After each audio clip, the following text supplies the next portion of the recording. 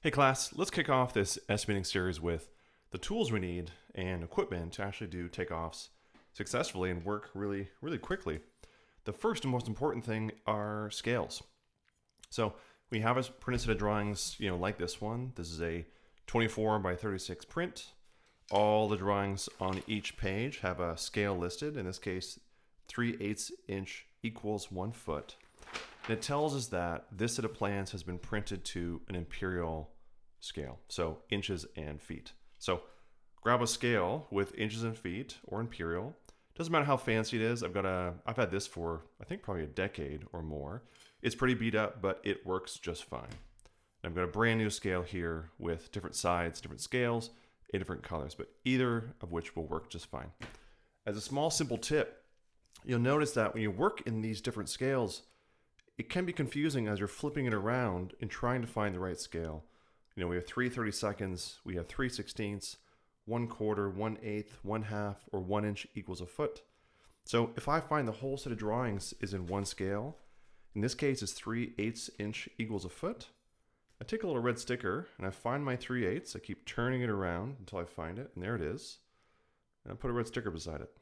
And that way, when I've dropped my scale and I'm trying to find my scale, I can easily find that red dot. So we need scales. The next thing we need are some ways to mark our dimensions in our plan. And I tend to use, an array of colors and highlighters and pens, and they're cheap and easy, and the biggest thing is being consistent. So I use two colors, which we'll explain in future videos for how we use them, but I use a red and blue pen. I also grab a blue highlighter, a green highlighter, pink, and yellow. And these will explain in future videos how we use them for different takeoffs to be consistent. We also use some other colored markers, whatever you have. I use orange for things like structural and pink for general notes. So that's kind of some of the markers we need. You also might want to have black as an option for making some notes as well. And the other thing we need to grab is a calculator. So this will help with things like area. I use my phone. That tends to work pretty well. So if we're doing an area of let's say a floor or exterior paving, it's length times width, we can easily punch that in and then record the area on our plan. The other thing we might need are some straight edges.